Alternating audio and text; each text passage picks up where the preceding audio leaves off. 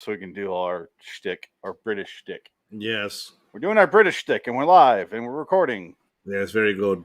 British shtick. Fuck off! You miserable cunt.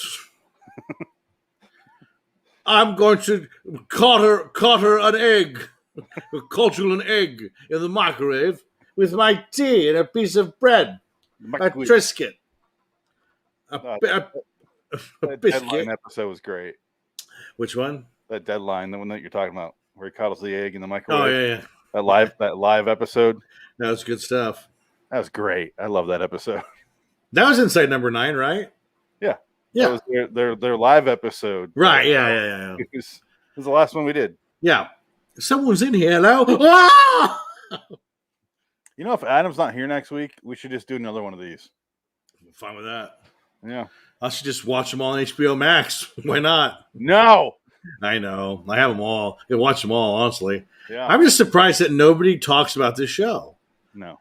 Like outside, I mean, I've never heard of it outside of us talking about it. And I don't, even looking up online, there's like a couple of things here and there, but not you'd think a show like this would have a Doctor Who following, be a big cult following, but this is like mini cult following, if any. It's got it feels like you're talking about like a really specific comic, like a comic book. Yeah. And it feels like it has the pocket of fans, or because people on Twitter talk about it. Like I did the poll to choose this episode. Welcome to the show, by the way. Welcome to LIW Anthology Series Review. This is episode 60 for Inside Number 9 through 3, the Riddle, the Sphinx. I am Phoenix West. Dick ticket.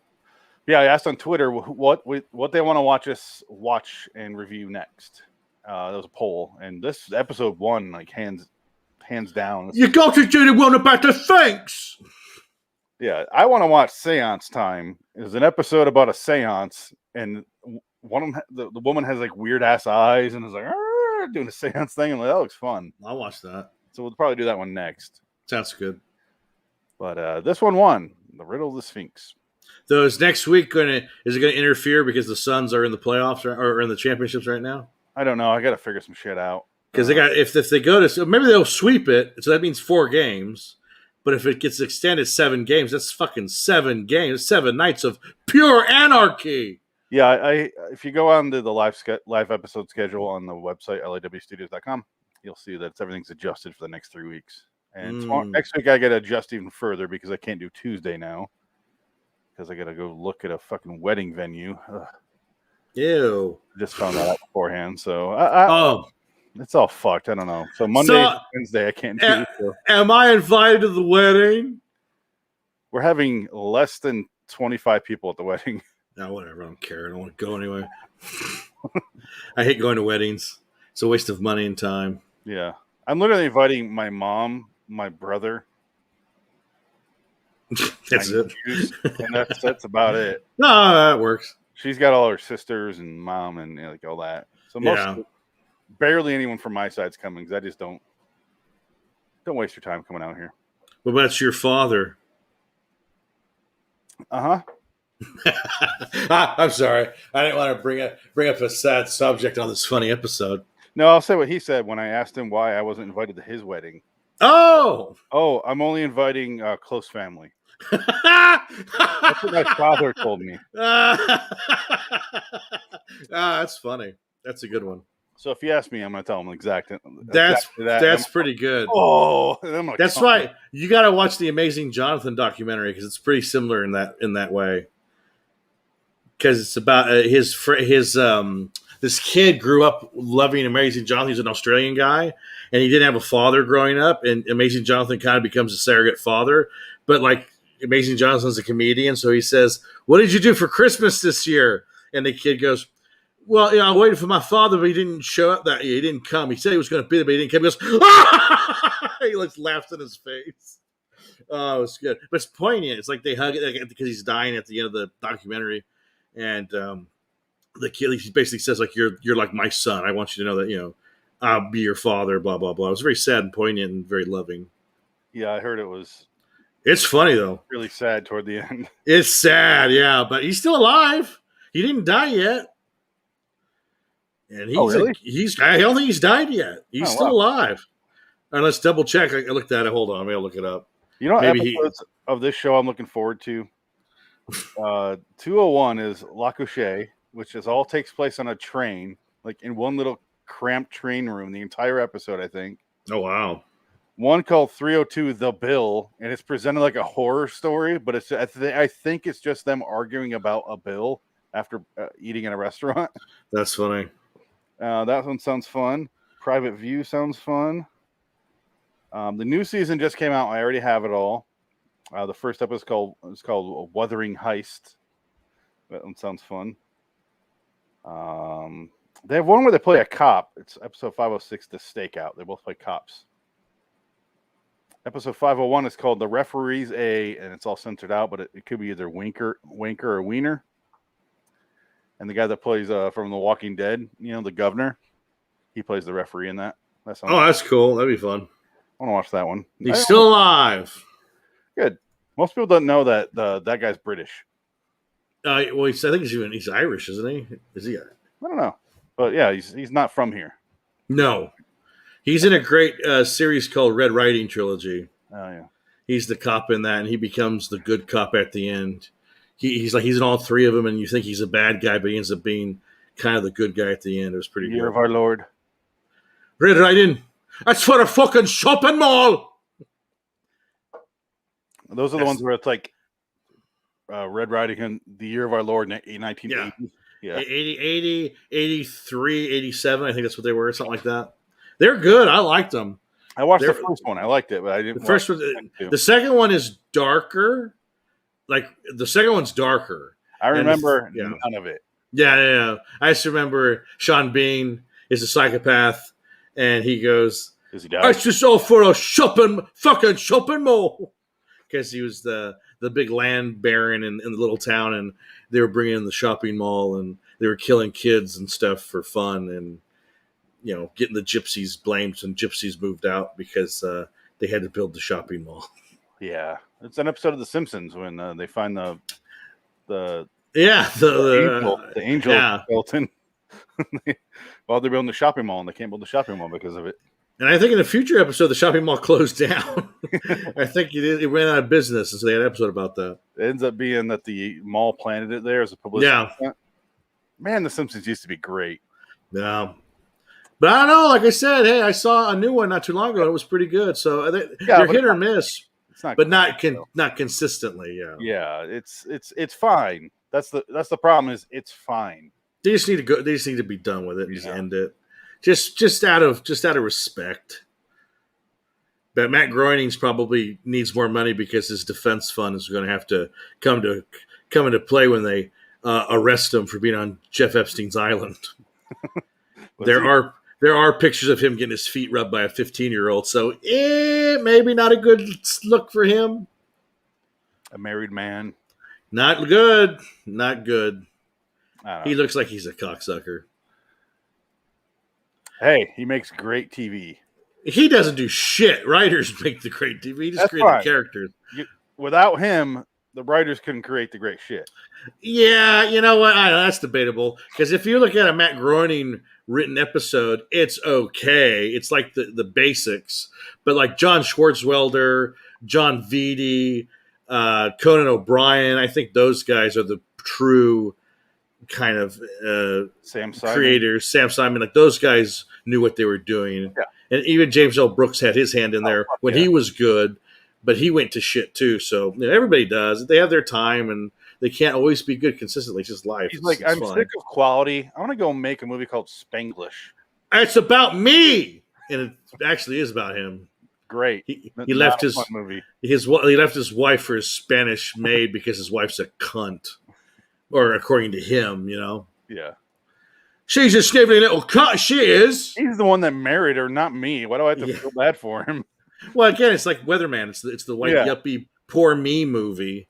It's like, I make 6 figures a year and I'm on TV and people throw milkshakes at me. Yeah. Well, he's making more than 6 figures a year. Well, now he is. James L. Brooks was. Yeah, no, James L. Brooks was had fucking half $1 billion in his own bank account probably. And then what's his name? The guy that left me The Office, the showrunner for The Office. Oh, I can't remember. Rash? No. No. I know you're talking about. He's a billionaire too now. What the fuck am I blanking on his name?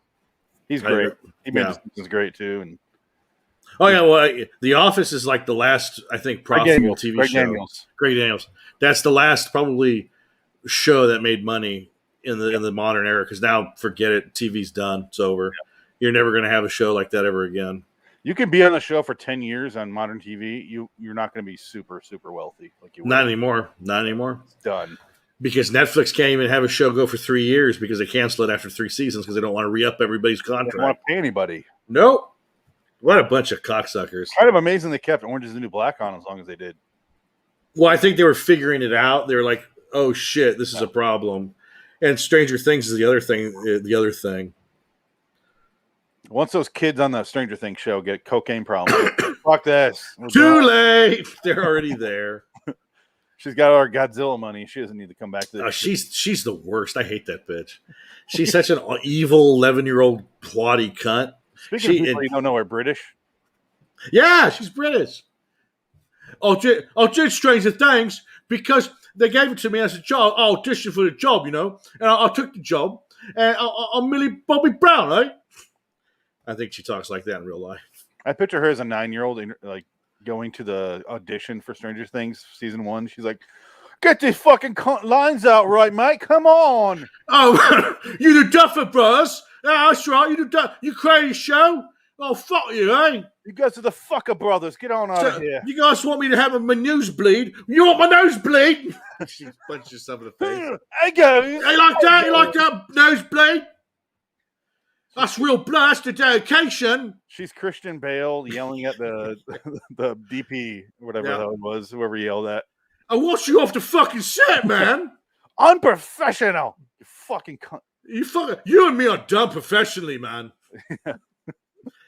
I agree, though. He was right. I don't think he was wrong in the slightest. I don't think he was in the slightest bit wrong. No, because the guy was being a dick. He's trying to do his thing. I'm trying to do my thing here with Bryce. I changed the fucking light my eyeline, mate. Mick, gee, I'm sorry. I can't do this. It's how much incompetence can you put up with when you're trying to be professional, especially in that kind of movie where you're trying to be like super serious and like in the moment, and you're supposed to be like building up a sweat. He's sweating the entire movie. Oh yeah. So he's probably just like doing laps. He's a method actor. He's probably doing laps and shit, and then getting over there and be like, "This guy's fucking me." Like, yeah, I don't blame him. Like he's on the edge of breakdown. He's just like, "Okay, you fucker." What you doing, mate? I lost 555 pounds because Stone to be the mechanic, and I had to gain 400 stone to be the Batman. Stone. It's like, oh wait, over there's Stone. I know. Yeah. Oh, I've gained lots of stone, eh? I just love that I don't know the math of that. I lost 800,000 stone the other day. I think it's pretty similar to us, but it's just like that's too big. I don't think you gained 500 pounds. I think stones might be like 1.5 pounds or something like that. I'm gonna look up what is 200. It's probably kilos. Stone. This is 200 pounds. Is 14 stones. Holy shit! Yeah. I'll gain 14 stones to be the Batman. And Robert Pattinson, he don't gain no stone. He refuses to gain stone. He stays skinny, a prick. Him and me are done professionally. That's my favorite. My favorite. We're done professionally. Because he switches back to British polite. Yes. He goes, "We're done." He doesn't say, "Why don't you fuck off on out of here? Fuck off from whence you came." We're done professionally. And he's in his John Connor mode, so he's like American but British. Like he keeps going in and out because he's trying to keep that American accent going. He's severely method. So he's so pissed. Yeah, original accent shows you how mad he was. Yeah, you're breaking me concentration, you fuck. I can't take any circumstances, Master Wayne. This is my first time reading the IMDb synopsis for this episode, The Riddle of the Sphinx. A professor at the University of Cambridge attempts to teach a student how to solve a cryptic crossword. See, that sounds really boring. I'm glad it does. That's awesome. That was not what it is at all. It's fucking great. That's what it is for the first 12 minutes. Yeah. Then it's very much not about that. Totally turns on a dime. It was fun wordplay. Like this one they worked hard on. This was a really script episode. I will just say this, because we're 15 minutes into this podcast, we've yet to talk about it. So I guess we'll switch over to actually talking about it. How much can we really say? But also I want to say, if you haven't seen this episode, stop right now. Go fucking watch it. That applies to any Inside Number 9 episode we talk about. Yeah, see, woman sneaks in and she right above the number 9. What'd she call it? She said some funny word for it. Glory hole. Glory hole. He said every professor has a key above his glory hole. She grabs the key above his glory hole and gets into the place, and she sneaks around. She's all, you don't know it's a girl at first. It's just, all you see is a shadow. Well, even after, you still don't know. Starts to take it off a little bit, and then all of a sudden this guy pops in, Steve Pemberton. He's like, "Who are you?" And he's got a gun. And she's like, "Oh, hello." And he's like, "Oh, who are you? Why are you here?" And she's like, "Oh, I'm just a student. Do you have a blanket?" It's like that kind of conversation for a while. I was like, "Oh, yeah." She's like, "Do you mind putting the gun down?" He's like, "It's a prop anyway." Sets it down. Apparently it wasn't a prop. Wasn't a prop. It was not a prop. If you're going to show a gun in Act 1, use it in Act 5. Yeah, her whole lie is that if you sneak in, or she wanted to sneak in to find a crossword to impress her boyfriend, who is a architecture student. And he shows this. This is the first one he shows her. It's basically him teaching her how to do these cryptic crosswords. It's a specific type of crossword where it's not just like a movie starring John Travolta and Nick Cage. What would that be, Dick? It's not that kind of crossword. Yeah. Of course, I went with Face Off. Yeah. But it's not that. You have to use your fucking brain way too much. I would not know how to do a crossword like this. No. It kind of caught my attention. I'm like, interesting. Are these real? I don't know if these are. Yeah, I don't know if they are real. I feel like, I don't know. Maybe this is like a special type of, because I don't know anything about crossword puzzles. I don't care. I just don't do them because I'm stupid. And I know there's a documentary about it that Jon Stewart did. Oh, really? But I never saw it. It was about the New York Times crossword puzzle. Because they say, I guess that one's the hardest one in history. I have a problem with the TV Guide crossword puzzle. What's with people from fucking Princeton and shit coming over? And that's for retards. That's the question I just asked. That crossword puzzle would be on there. Yeah, but no, absolutely. Like a 1997 movie starring Nicolas Cage in which he gets his face taken off. Bold. A romp, a 1997 romp with Cage and Travolta. Yeah. It's that obvious where it's like gets his face and that's bold, taken off and that's bold. What could that be? Jet Li was unleashed in this 1998 movie with Morgan Freeman. Unleashed. Yeah, that's it. Jet Li was the one in this movie. Oh my God. You're not even asking your answers are in the question. By the way, rest in peace for Dick Donner. What? You didn't know that? He died. Yeah, he died the other day. He's dying. He took off his headphones. He's going to lose it. You say he killed himself? Yeah, no, he killed himself. He couldn't solve it. He couldn't stand it. He didn't want to do Lethal Weapon 5, so he blew his brains out. All right, so let's go through this. We'll talk about Dick Donner in a minute. I teach what? Oh, my voice broke like I'm 12. You hear that? I teach wild creature without hospital building is what that says behind him. Yes. So wild means one of them is an anagram. How did this work? Yeah, I can't remember. Building. Basically, it came down to what's the answer? It was. I almost said archaeology, but it's architecture. Yes. So it's I teach creature hospital makes you and apparently in England they call the ER the EA.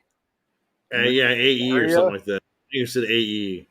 Whatever. So it makes you get rid of the A and the E out of creature. Yeah. You're left with CR architecture. So architecture. So you keep the A and something else, and it's no. He took out in teach. He took out the E and the M. I don't know. So it was just the A, I think, and then it was. Yeah, it was. Okay. Yeah, see, that still doesn't make any sense because how do you even come up with that? I just want to say this: if this is all made up nonsense, it's fucking brilliantly written.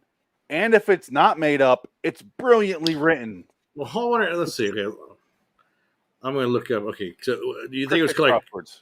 cryptic crosswords? Yeah, I assume they do exist, and probably just in England, because Americans are too fucking dumb to sit through this. Or There's a cryptic pregnancy. is there a crypt keeper crossword? Oh, here we go. Cryptic crossword. Oh wow. Oh shit. A cryptic crossword is a crossword puzzle in which each case or each clue is a word puzzle in and of itself. Cryptic crosswords are particularly popular in the United Kingdom, where they originated. Yeah. Okay. I assumed as much, but the fact that they wrote a whole crossword puzzle in the background and all of it plays into the specific storyline. Well, I'm sure since we watch this and we're Americans, we're like, that was so smart. Damn Brits are smart. We were cryptic. Yeah. And I bet you they were watching going, oh, this is so blah. This It says is in the background, pufferfish, of course. oh, this is so amateurish and rank. Yeah, How dare they?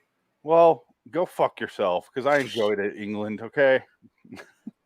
See, I don't think that's the case, because they're clearly smart guys. Clearly, they've been writing together a long time, and they know what they're doing. And the crossword puzzle alone, let's put that to the side for a minute.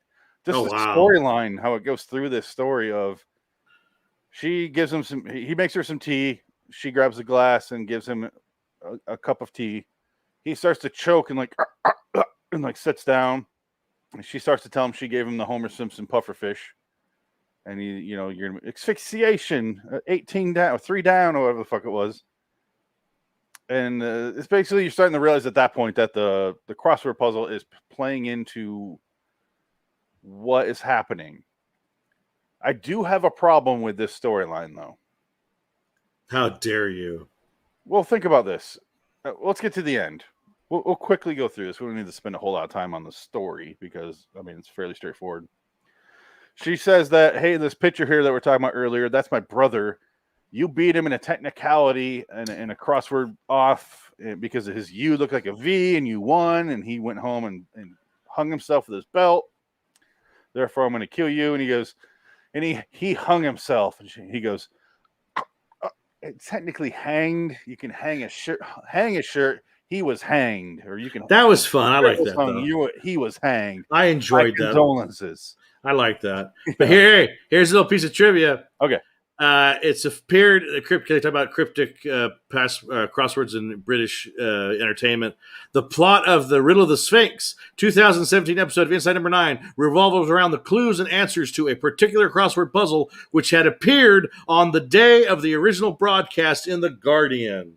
So this crossword puzzle was in the newspaper the day of the show's release. God damn! This is why I love this show. Amazing. It's like a. What a weird marketing scheme. Yeah. Tie into reality. It's fucking crazy. And nobody knows about it. I'm sure it's huge in England. I don't think so. It's been on for 6 seasons. British shows do not last this long. It's got to be popular. There you go. Are cryptic crossword puzzles good for your brain? No, they'll kill you. Oh, okay. Wow. That was thank you, Google. Fucked over, yeah. Why do people love cryptic crosswords? Duh. Come on. That's a question. That's really a question on here. Here's the thing about these. If it feels like you should know the answers based on the clues, but you have to know the rules of the clues before you can play. Like the fact that wild means you switch the letters around. How would I know that? Oh my God. So here, okay. So this is a crossword, cryptic crossword puzzle question. Is Cockney youth a mystic sounding less offensive? Is Cockney youth a less offensive youth offensive? Is Cockney youth a mystic sounding less offensive? 11 letters. The answer is music. The answer is cryptically? Yeah, no, that's what it says here. I have no idea. I have no idea. It's like, what the fuck? Well, it's really hard to hear the clue. Not that I would get it if I saw it, but I'd have a way better shot at solving it than just hearing it. Well, I think that's that's the point. I think because you have to see the words because the words are the clues themselves. Yes. So you have to read it. Yeah. A blind man could not solve these riddles. The problem in America is we have trivia tournament nights at bars, and it's like, which star of True Lies went on to serve as governor for? And you're like, people are like, oh, Schwarzenegger. I'm a fucking genius. You're like, they don't ask questions like, what True Lies star has both vagina and balls? Jamie Lee Curtis. Allegedly. She is very regular, though. She got rid of her balls. That was a yo play. Oh, yes, absolutely. So, yeah, and he reveals that he was not puffer fish, and he walks over and he goes, it's right in front of you. I swapped cups, and that was across. And I'm like, so he knew, I guess, okay. I want to. Well, he was told beforehand. Yeah. That's what I want to get to. Yeah. And we'll talk about that, see if it makes sense or not. Is the reveal, but we'll get to that. He's still alive. He shows the thing is swap cups. He sits down in the chair and he goes, yes, another professor that you told me. And so I switched cups. That was it. That's all it took. So you're going to slowly die. He's going to bring over the anecdote, calls him, says he's coming over. They talk for more, do some more crossword puzzles, blah, blah, blah. One of them's like swampy area. Swamplands. We're going to find her in her underslip in a swampland. Yeah. And then eventually Steve Shearsmith's character shows up, and he's another professor, or is trying to, I don't know. But he's just another professor. Yeah, but he doesn't have the esteem that this guy does. He doesn't have his own office like him. Because it was stolen from him. Yeah. He shows up and he's like, okay, well, let's get this going. And he pulls out something, sets it on a table, and he walks over to another desk, and he's going to grab something else, piece of paper. He's like, oh, so let's go ahead and give her the antidote. And the new guy, his first answer that he gets is mystery guest. I was like, all right, I see where this is going. Yeah. that was when it clicked. Like, this is very obvious. Like, something else. This crossword puzzle is playing out a lot more than you think. Well, that's the other thing about crossword puzzles. Isn't that illegal to have 2-word answer, or is that normal? I don't know. No, that's normal. You can do that. You could do 2-word answer. You can do a whole phrase. Yeah. That's ridiculous. If it fits in a thing, it fits in a thing, man. That's when you're lazy. That's when you're a lazy crossword puzzle writer. When you're like, fuck, I can't. Well, otherwise, one word. May the force be with you. Boom, done. Okay, next. Well, until you get the ones that go all the way across. Yeah, exactly. Yeah. I got 18 letters to fuck. Oh, god damn. I got to rearrange this to make this work. Okay. You say it's lazy, but he has I swapped glasses or swapped cups going diagonally. And... No, I'm not talking about this one. I'm talking about just your average dumb crossword. But this one took time and effort. I have a crossword puzzle game on my phone that I play all the time, and yeah, it's sometimes like 3-4 words. You know, I gotta have it or something like that. Oh yeah, doesn't bother me. But he reveals that he's like, give her the antidote, and she goes, oh, there is no antidote for puppy. There's no antidote. Oh, she can survive 6 hours, but that's in a hospital. She's got half an hour at most right now. She needs to have a stomach popped. Yeah. And he's like, oh, fuck. Well, let's call the cops. And he's like, no, let's not. What I want you to do is I want you to eat her. Yeah. And that's where I was like, okay, here we go. Because I noticed at some point in the episode, it switches over to like brutal violence or horror. It's always that way. The third act is always the, oh shit, somebody dies or something bad happens, and the twist, and then everybody ends up dead at the end of the episode. The beginning of the third act of both the first episode we did, which was the harrowing, and which was when the fucking actual creature comes alive, and they're like, oh shit. We're just like, what the fuck? This is real? Like, it seemed like it was gonna be a fake, and then suddenly the fucking guy shows up. I kind of want to watch that episode again because I don't remember how that plays out. And then also A Quiet Night In, where the fucking the maid dies. Yeah, shove her in a closet. We're like, holy shit, this is getting real. And then all of a sudden, everyone just starts dying like a Tarantino movie. But I noticed all of the episodes we've done, even Deadline, has that one part where shit becomes real. And Yeah. that's where, what part of her do you want to eat? Thigh, breast? And then he's like, fuck it, I'm going to cut out a part of her rump, and pulls down her fucking underwear and cuts off a piece of her. Yeah, I guess you're like, holy shit. Oh, this is they're going for it. The whole time I'm waiting, I thought it was going to be he tipped him off because he's with her. And that is the point, but there's another layer to it. They want to further, which is because you fucked my wife, these are actually your kids. She can fuck off and die. My son is the one that killed himself. So get the fuck out of here. She's dying. Here's a bullet, motherfucker. Bye. You just ate your daughter's ass. Yeah. And it's like, holy shit. That's pretty dark. It reminds me of the Four Rooms, the Tarantino segment with the finger. I don't remember. No, Tim Roth plays the butler. Yeah, no, I remember. I remember. I still remember I know there's the witch segment. There's the Robert Rodriguez segment with the kids, great. Which is funny. That's great. That was a good one. And then I laughed so. It's one of the times I laughed so hard in a movie I was crying when the kid flips up the mattress. Yeah, and, Tim Roth is with him, and it's a fucking hooker carved into the bed. Yeah. Oh my god! Because the whole time there's like fucking smells in here.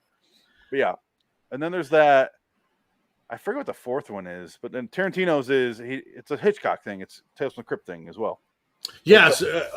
We should probably watch that. That is an anthology movie. Yeah, it's on the list. It's on the list. Oh, okay. Movies. Well, but he's like, whoever loses some sort of weird bet. I don't remember what the bet was. You have to chop off a finger. Yeah. They're debating it for 25 minutes, and Tim Roth just goes, it just fucks off. But it kind of reminds me of that. It was like horrible violence. I think that is the last segment. It is. It's when he cuts off his finger. Yeah, that's how he ends. Yeah. He literally walks out of the room and hotel, and he's kind of like patting people in the eye, like people crying and bleeding, and he's like, yeah. But that was the one. That was the one movie I think where Quentin Tarantino acted too much. That was like that was his co-starring role next to Dusk Till Dawn. His screen time is almost unbearable. You could tell a difference between 94 coked out of his fucking mind Tarantino and that. He's unhinged in that movie. And 96 where he just talks and he seems normal, like he cleaned up. He seemed like he was coked out of his goddamn mind in that episode. He was probably eating, when he was back to eating at Mel's, 2 meals a night. That's what I heard he did. You're awake at 3:30 in the morning. Him and David Lynch ate at Mel's all the time. No, David Lynch ate at Bob's Big Boy. That's what it was. That's not what it was? Yeah. I never saw him once. In the Valley, yeah. Fuck you. Tarantino I saw. David Lynch did not. And probably for the best.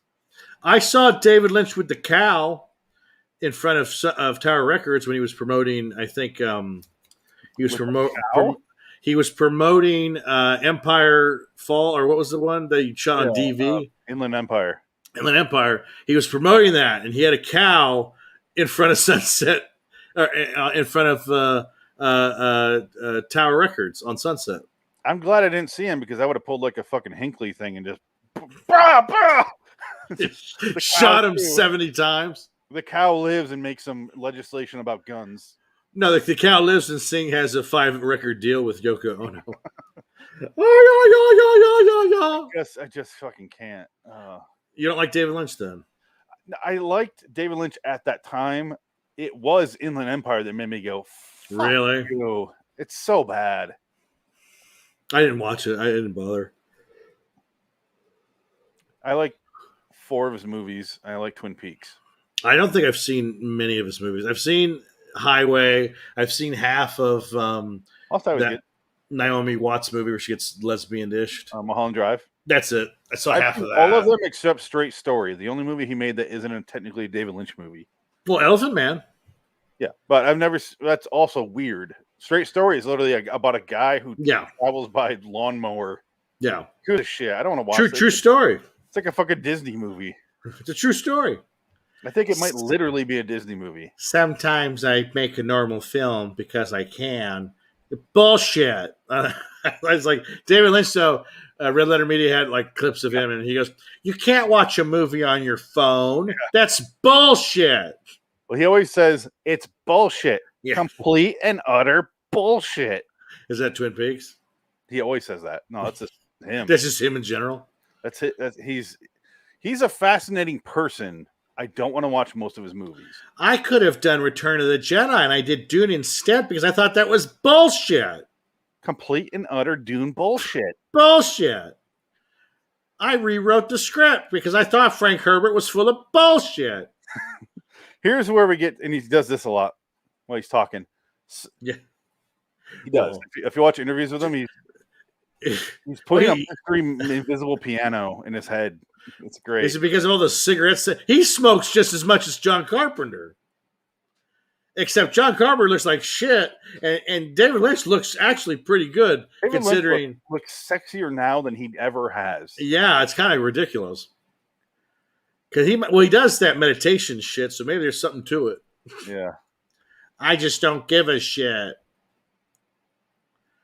I worked with David Bowie and Miguel Ferrer on a television show. Fuck you!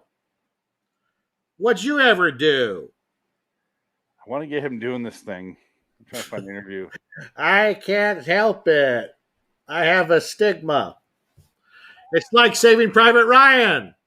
Oh, I just found it. I just skipped to a random spot in this video.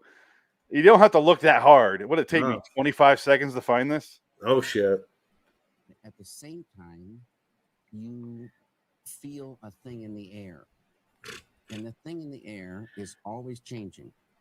And something about the thing in the air verifies your love. If you think he's doing that because he's saying thing in the air, you are wrong. He does that all the time. And that is not me doing the voice. That is actually David Lynch talking. But his hair, thing in the air. He's 70 years old, and he has thicker hair than I ever had in my entire life. That's got to be fake. He's got to have some kind of deal with the devil. It's got to be a wig, right?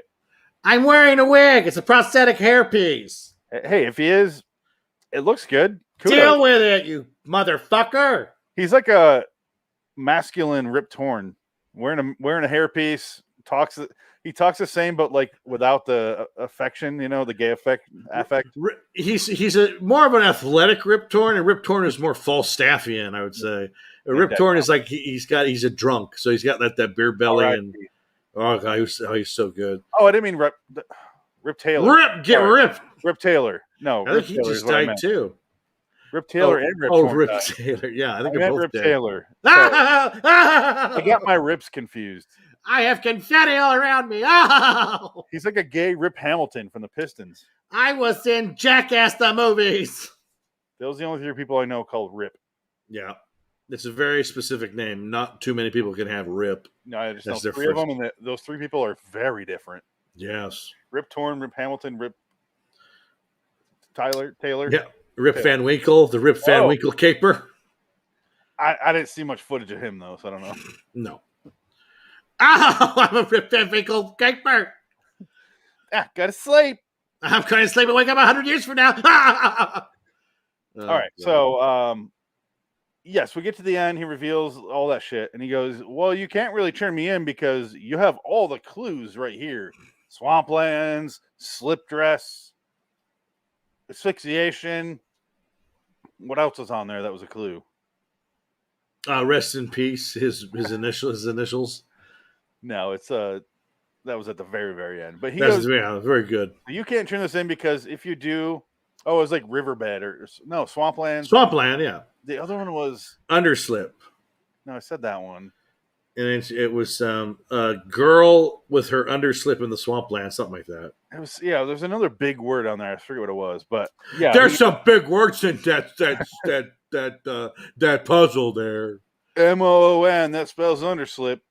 MOON, run. That would be great. I would love to see this episode re-edited with the stand with Steve Pemberton. Reese Shearsmith is what I meant to say earlier. I was confusing their two names together. I apologize. But Steve Pemberton and what's this? Tom Collins from The Stand. Yeah. He's like, what could that possibly be? MOON. It'd be a very short episode. God damn it! I can't. Oh shit! How are you still saying moon? I don't know. college architecture. Mama. Oh God. He's like, architecture. What does that spell? M-O-O-N. I am a 40-year-old man who's disabled. You call 555-4444 for Marie Susan. She is a job placement center. Oh If I have offended you, I apologize. my God. It was not meant. I am severely. Yeah. I am severely disabled. Oh my God. You know what? I am very much glad that we are done with that show. Yes. And I am very, very not a Stellan Skarsgård fan, or whatever his name is. He's Alexander Skarsgård. Alexander Skarsgård, not a fan. Stellan, I am a fan of. No, Stellan, yeah. Stellan He's the good one. Dad. He's the good one. Yeah. The other Skarsgård, Bill Skarsgård. Yeah, he's good. I'm also a fan of. He's very good. So while we're here and we're fucking around, I have some posters I've been making over the last week while she was out of town. I was like, let's make posters. Fuck it. I made a poster for every single show for Halloween. Oh. And I also made like joke ones. Maybe I'll use them for like April Fool's Day or something. I don't know, but you'll see them. So you have your entire October planned out already? No, not shows. Like posters for the shows in the website. Yes. Okay. So I'll show you. It's just one for each. Like LIW The Stand Review has a poster. Yes. LIW Anthology. This one has a poster. So let me pull those up and I'll show you what I mean. Which one is it? Sorry, 1 second. Why can't I find it? Holiday logo? Nope. That's something else. I need to go on the posters. That's where I'm at. That's what I did wrong. I went to logos. I need to get to posters. Okay, here we go. These are the Halloween posters. So you'll see what I mean here. Oh, yeah, there you go. Horror Story. This is Americant. Anthology series. Because there's a Friday the 13th, or a Nightmare on Elm Street. Yes, show. very Freddy's good. B-movie battle. Yeah. Where are the Halloween 3 masks? Now, hold on, because I do have all three of those. I have a witch. Oh, nice. I saw the pumpkin earlier.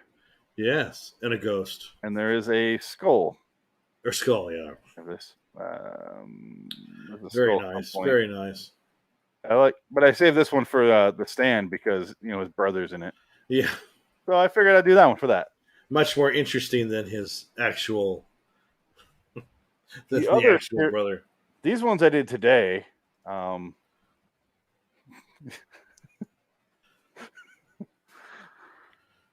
that's felching. Oh my. This is fisting. Yeah. Good representation. What's this one? And I feel like it's a test. These are my crossword puzzles. What do these character names have in common? Oh, Carl. And the sun?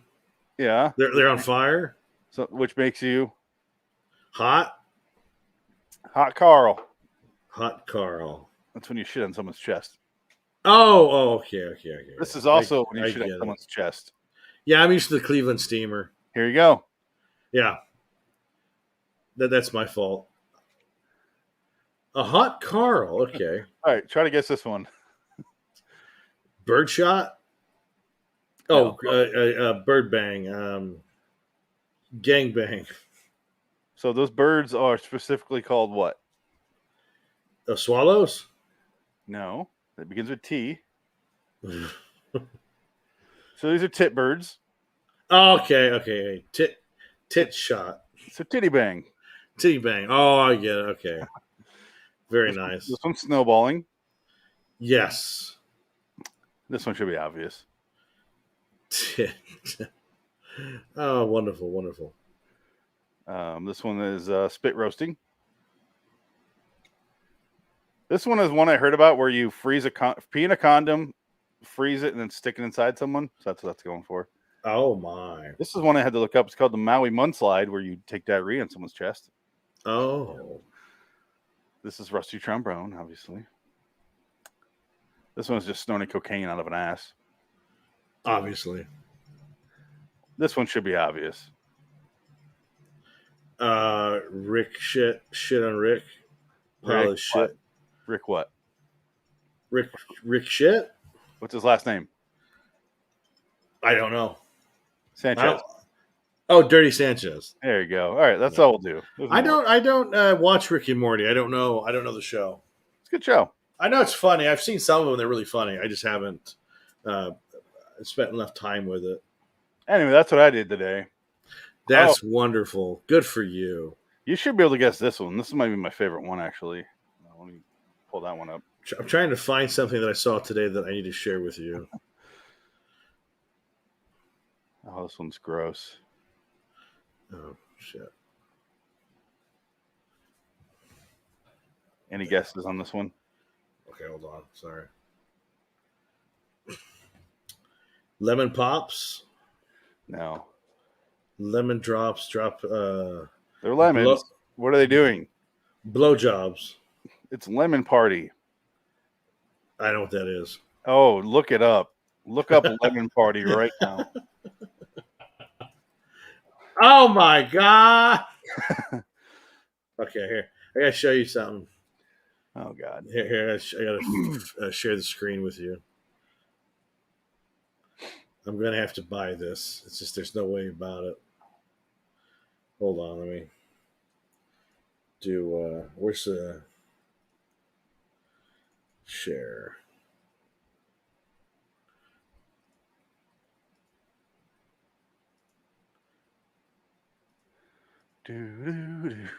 Nothing. It's at the very bottom. Share.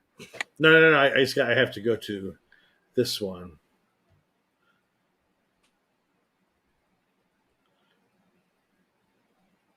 With one screen, you just have to share your screen, and then you have to change. Oh, sorry, there it is. There, I got it. Here it is. It's a sharing. Oh, Join the RSVP list. Not that. Look at this. Wow, the dude's 6 scale figure. Okay. I gotta get that. Fuck yeah. It's only $250. What? But it comes with a rug. It comes with a rug. That is so much. Please pee on the rug as soon as you get it. Wait, there got to be more pictures than this. Why? Oh, I guess it's not letting me. That's frustrating. Yeah. For $250, I want a whole fucking video about it. Well, he smokes a joint. He's got glasses. What do you mean he smokes a joint? He has a joint that he smokes. I want him to have a little baller glass and a White Russian in there. I think he has that too. Yeah. No, he has that. He has a bunch of accessories. For $250, he should. Yeah. And I think he comes with a rug too. We were supposed to do our top 10 comedies tonight, but we have to wait. Yeah, we have to wait. Yeah. I'll be honest, I don't know what's going on with Adam. Well, he's probably recovering. It's going to take about 3 weeks. But he responds to me regularly. The last 4 days, he has not. Oh. So hopefully he's all right. Yeah, because last thing I heard, he got his box and he liked it. So, yep. His parents thought it was a bomb. Yeah. Then he went home, and said he was doing all right, and then nothing. So I don't know. Anyway, the ending. This is where I have the question of this episode that we're talking about, because we are doing a review show. So I guess what they're saying is he wrote this crossword puzzle because the guy clued him off as to what was going to happen, right? Yes. That's okay. So that makes sense. I thought about that like halfway through our review earlier. So yeah, I'm fine. My problem with the episode I mentioned is gone now, because that's what I pieced it together.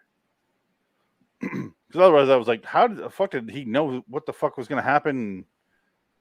Well, how did he know about swamplands and all that sort of shit? Well, he told him, he said, "Oh, you're psychotic. That's why." It was probably she's going to kill you and put you in the swamplands. Yes. And so. Her plan, which makes it look like his plan when he puts it out there. Yeah. Sounds about right. That's how we'll make sense of this. Yeah. I love that they take a bunch of photos when they're doing this live show or when they're doing the show. So it's like you see the crossword puzzle in the background. Yeah. Not filled out. And they do posters like this for all of them. Yeah. Which I have as the background, but since I can't get on Adam's thing, I can't show you, so it doesn't really matter. You better be alive. Are we done? I think so. Anything else about this episode we want to talk about? No, I think you should go watch it. So here's the plan for next episode. If Adam is alive and well and back, we're going to do X-Files 220 Humbug. If not, we'll do... Should we just continue on like normal? Or should we watch another Inside Number 9? Probably Inside Number 9. We'll do another Inside Number 9. Fuck it. It's a little treat. We'll do the Seance episode I want to watch. Yeah, that sounds good. Seance Time, I think it's called. I don't remember exactly, but it is called Seance Time. Yeah, 206. Fantastic. Sounds fun. I don't know. I'm ready. Let's do it. Out of 10, what do you give this? I'll give it 8. Yeah, I'm there with you. It was so far it is the worst of the ones we've watched, but I really enjoyed it. That's good. Yeah, it's very good. It's a great score. It still goes in my top tier of episodes. Yeah. Oh, absolutely. Yeah, it's just it missed some of the wit of the first ones that we watched, but it was still a solid fucking episode. There's funny moments, but this is a very dark episode. Yeah, this is probably the darkest one yet that we've seen, and it was like, ooh, it's very mean. It's a very mean spirited one, so it's like, ooh, it comes off like, oh, okay. Anytime you eat flesh in an episode, that's that's kind of rough, yeah. Because the premise is he's cutting off the body part, her butt, and he makes her eat it, makes the main character eat it. And he goes, well, she goes, my son killed himself when you cheated him. And he goes, so that would mean that's your daughter. That's your daughter. And he goes, yes, well, I found out they're not related to me at all. They're your children. And I assumed your affair with my wife started before you said it did. So it's your daughter. And he's like, and he runs over there. Yeah. Suddenly he cares. Yeah, it's a very, very... It's fucking dark. Dark episode, yeah. Which is fun, but also you're kind of like... Yeah, my favorite episode still, by far, is going to be A Quiet Night In. It's going to be hard to top that one. Yeah, that was very good. That one was perfect all the way through. Yeah, that was a pretty... It just kept solid, building. Yeah. When he puts the napkins or the paper towel on the wall and frames it in there, it's great. Everything about that episode is great. It's going to be hard to beat that one. Yep. But hopefully Seance Time can do it. But yeah, until next time, in the meantime, I'm Phoenix West. LIWstudios.com. Until next time, in the meantime, I'm Phoenix West. We already did this. Sorry. Yes, we did just now. This is how I need to say it. And apparently... Yes. I'll just repeat it. Ticket. Thank you. I needed to start off by saying until next time, and I fucked up. And all I can think about is him eating that piece of ass. He literally eats it. Put it in your mouth. Tastes like chicken. Fuck it. You get one chance, one opportunity, as Eminem might say, to eat human flesh. Do you take it? Or do you let it go to waste? I don't know.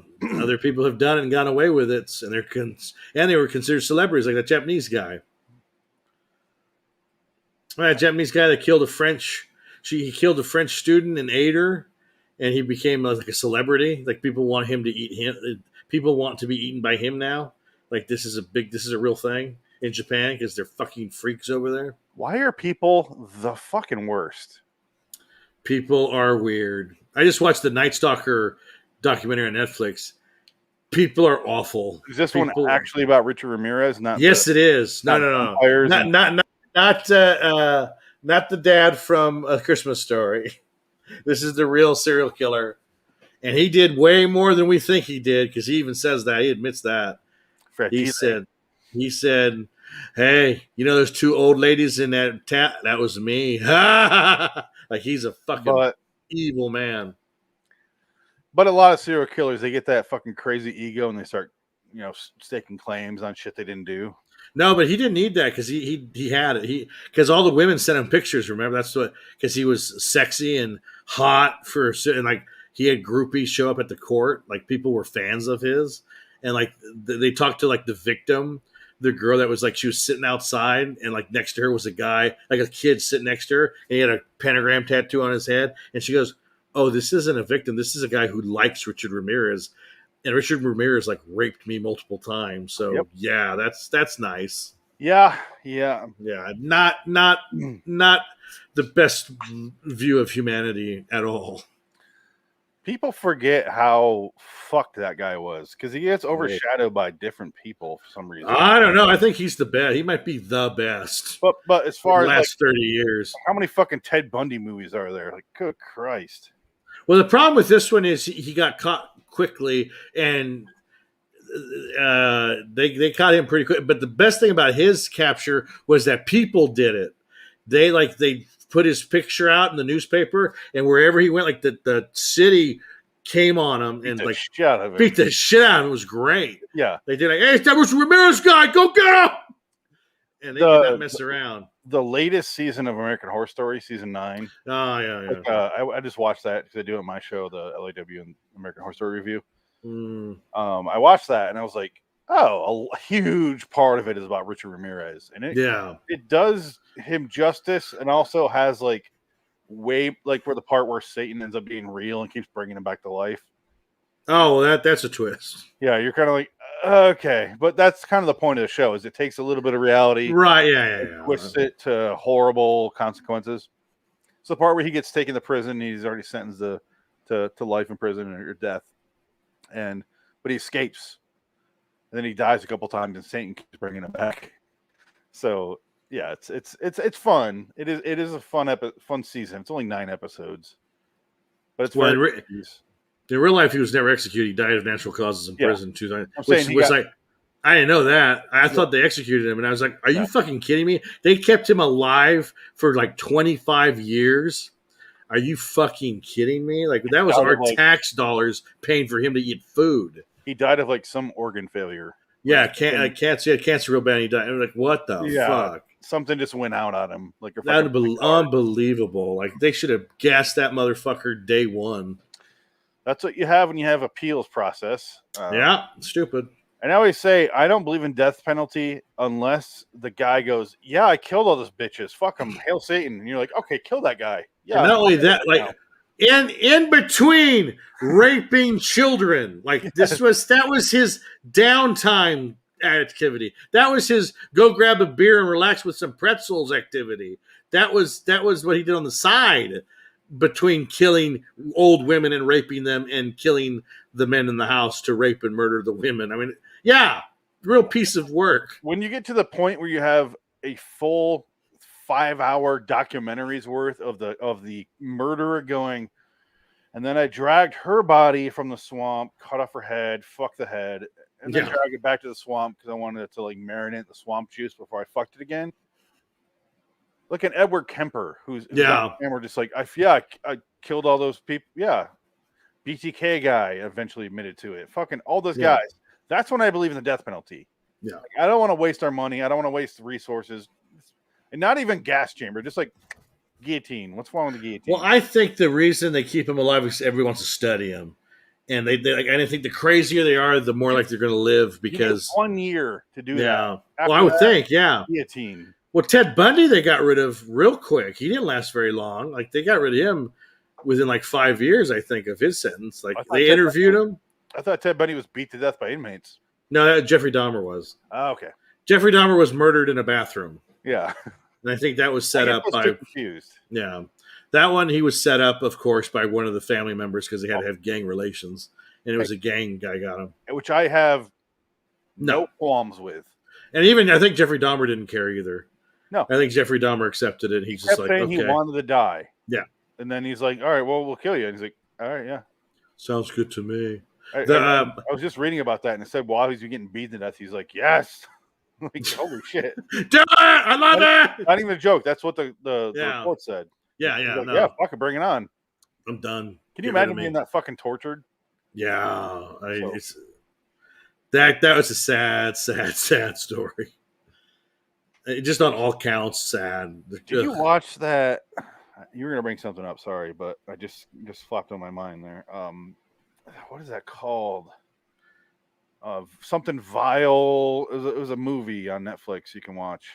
Got that kid, that guy who's banged all those girls I want to bang. Oh, Zac Efron. Zac Efron. He's Ted Bundy. Yeah, he's Ted Bundy, and it's like incredibly vile. Yeah, I know what you're talking about. You know who's in that? Alexander Daddario's in it. Yeah. And that's how they met, and that's why he bangs her now. Is she in that? Oh, she's in it. He's with her now. That's why. Not anymore. Oh, really? That was a while ago. Tell me more. Who's she with now? He was with the girl from the Orville after that. I don't watch that show. Halston Sage or whatever her name is. He gets around, but he should because he's a very handsome man. I would fuck him if he is gorgeous. If he said I'll fuck you for a week, then I'll forgive you. I'll go great. It's like Channing Tatum with Danny McBride and the end of Days movie where he goes, "I love him." When he's holding his leg, I love him. Yeah, he's all. What's that called? He was he goes, "I butt fucked him yesterday." Yeah. What was that called? That movie? Oh shit! Not World's End, but very close to that name. End of the end is near. No. End of. Oh God. That I watched it in the theater and I was like, "That's hilarious." I'll probably never watch it again. Yeah, I haven't. Yeah, I liked it. I felt like that was their last hurrah. That was the end of that era of comedy. That was the Seth Rogen end of comedy, and he's never been the same since. End of. What is that movie called? This is the end. This is the end. Thank you. This is the end. Yeah, I remember because it came out the same year that World's End did. So this is the end and World's End. That's why I get confused. Yeah, one of them I really love and have watched several times. Yeah. Anyway, he's good in that movie. That movie's good. Not great. Very solid. Well, the Ted Bundy one? Yeah, that's all I can say about it. I think it was more of like a comedy. It was more satirical. Was it? No. It was pretty straightforward drama. Oh, okay. It was kind of like whimsical in certain scenes because it's supposed to be how Ted Bundy was like a charmer. Right, yeah. And he was like, he's like, let me call my wife on the phone here. What am I going to do? I'm on the third floor of a building. And this is all true. And he calls his wife, and then the other guy leaves the room, and he fucking hops out the window. And it's kind of like, whimsical music. But that's a funny situation in reality. But also he got out in Florida when he did that and killed 2 co-eds. So not so much funny. Yeah. Yeah. Zac Efron. What is the name of that fucking movie? I know what you're talking about. It's like the vile, evil. It's named after what the judge said in his sentencing. Yeah. Extremely wicked, shockingly evil, and vile. But he was a hell of a Republican.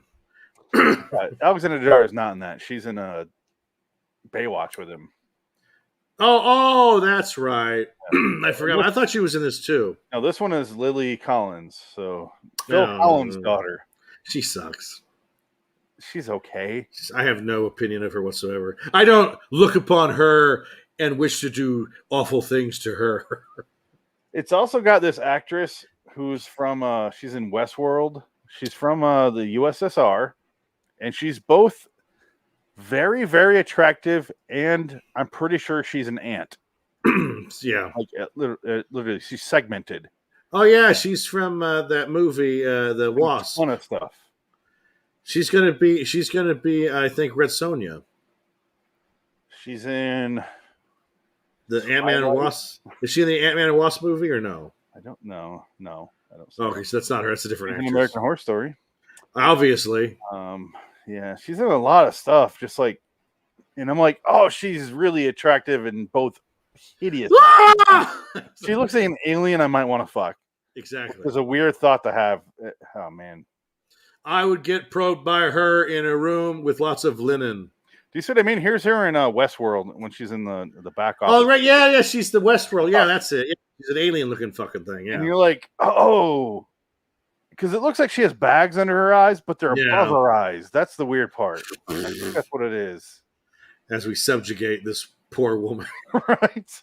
No. She's okay. Look at her. She's clearly beautiful. I don't want to say Yes. negative about her, but Is that David also- Schwimmer behind her? I don't know. I'm sorry, you don't have to bother. My Schwimmer radar is off since Friends I did them. I don't think it was him. It was probably some other guy. It was an extra in some movie she did. So her breasts are just a little too. No. For me, us, bro. For me, I'd fuck her, but as a schlubby man, middle-aged man, wouldn't do her. Please, my standards are way too high for that. Let's talk about Star Wars. I'm sorry, Scarlett Johansson is like a 6. So I think she'd be a cold fish in bed. She's the same age as me, and that makes. I saw. Did you ever see those Scarlett Johansson nude pics of hers? Remember they leaked out? She took pictures and showed them. I think they were to Ryan Reynolds or to Sean Penn when she was banging those guys for a time. Benicio del Toro in an elevator.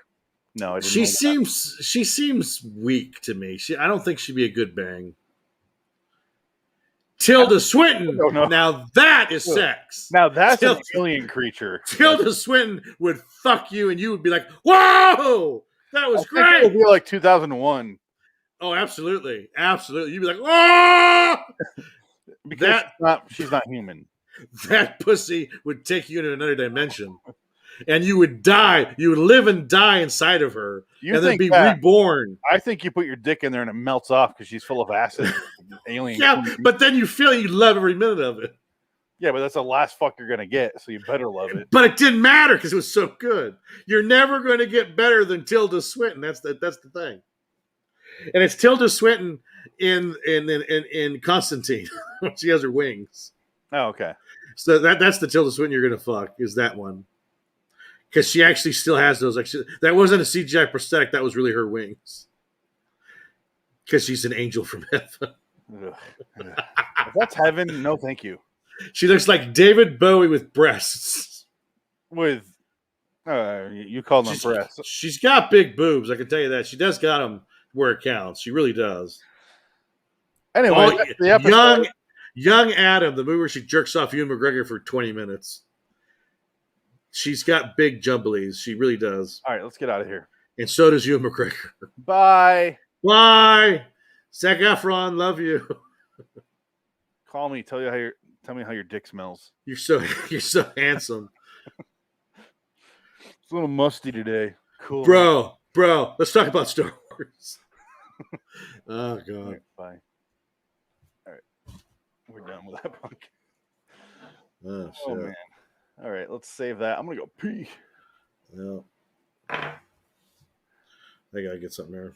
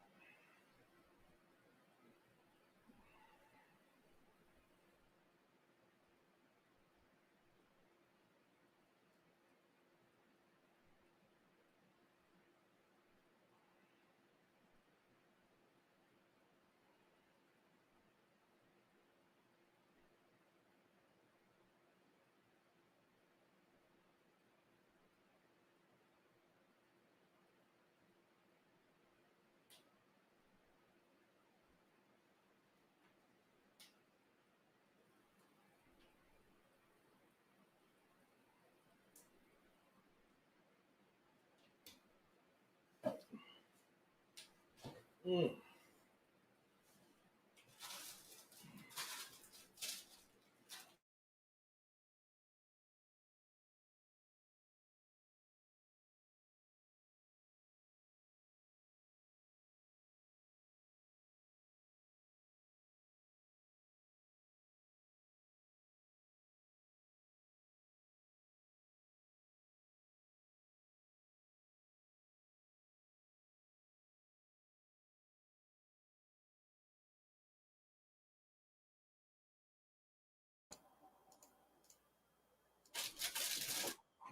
Just hear you eating.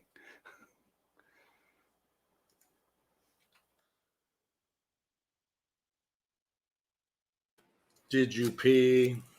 I did. Amazing. No, I didn't watch. I only watched about 40% of Lockout because I watched it on the YouTube. You what?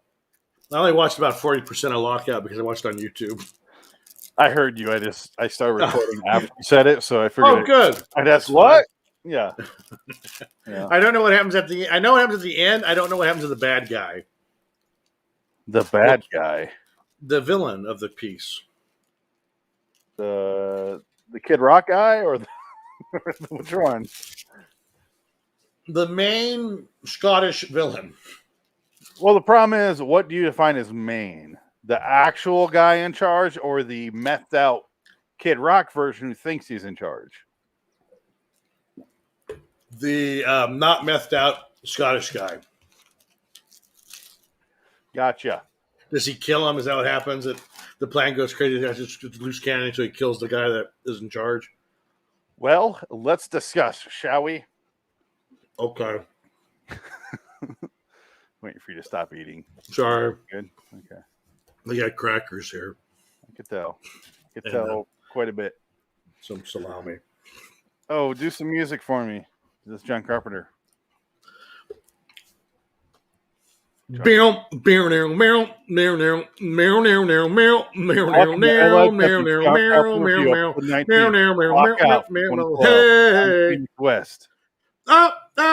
Dick it. That's Foghat.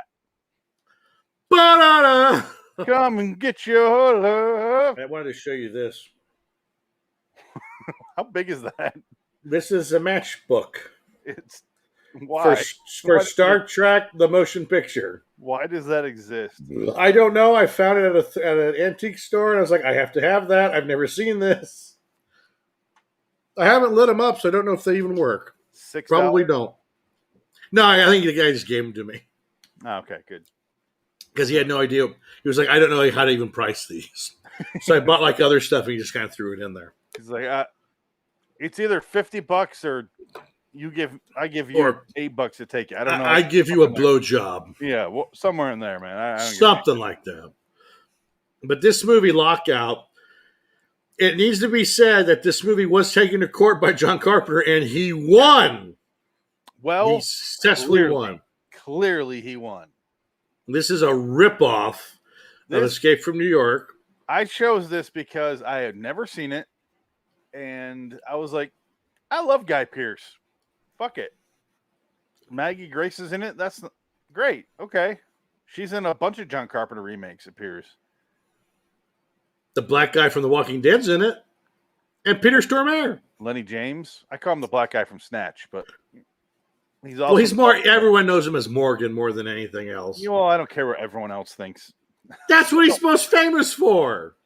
When I picture Lenny James, I picture him from Guy Ritchie movies.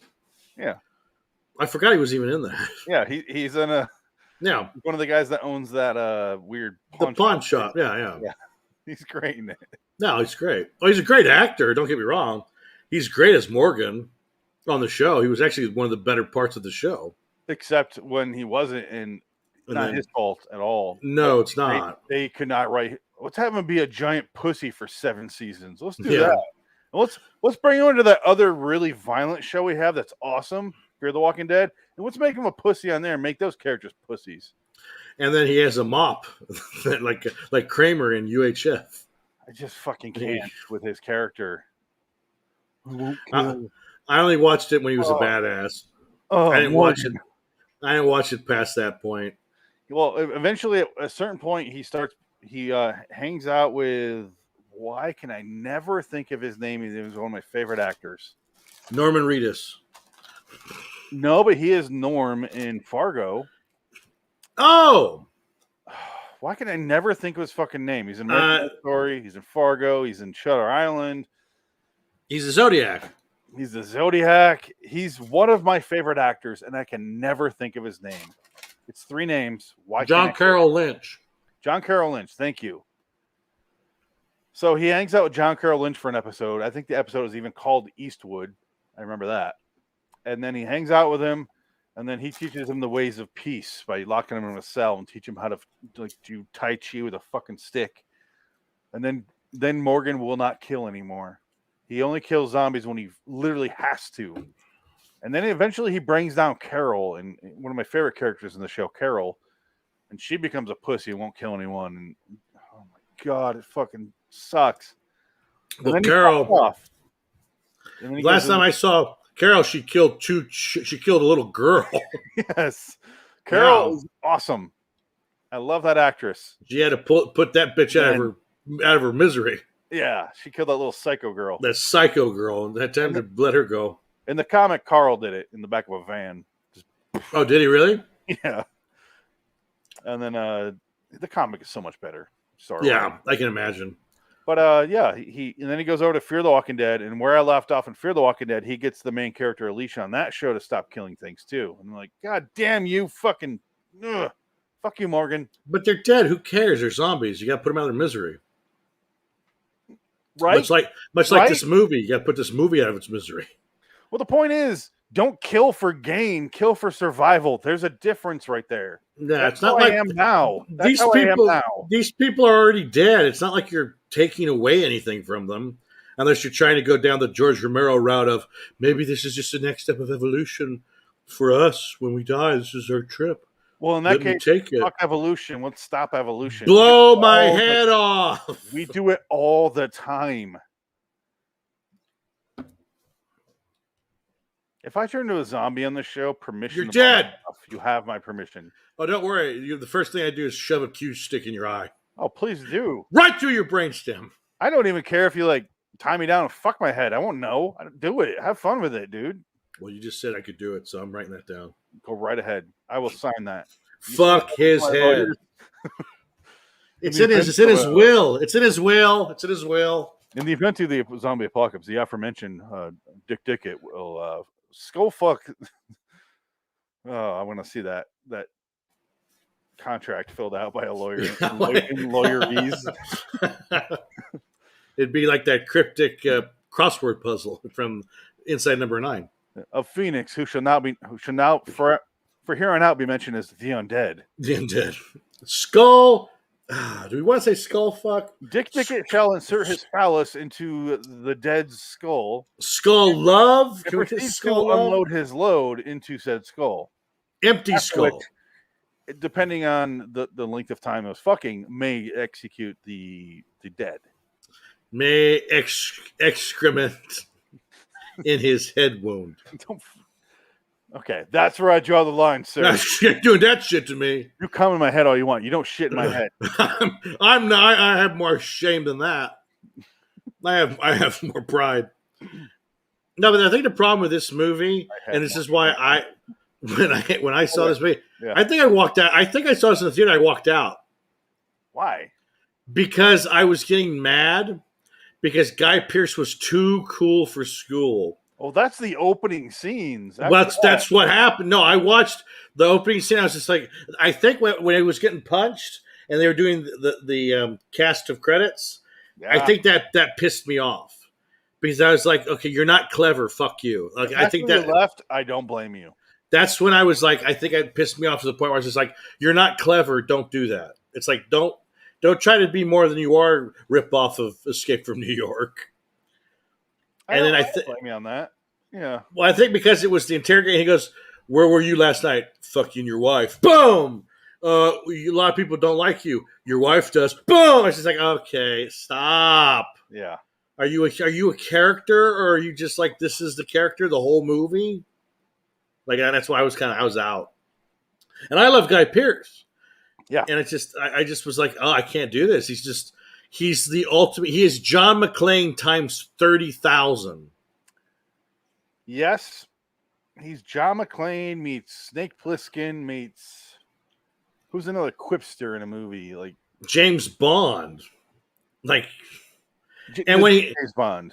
When Maggie Grace lands on his crotch and he says, "Oh, you don't have to do that. Thank you's Yes. enough." That was like, "Oh, fuck you, movie. I'm sick of this. Stop it."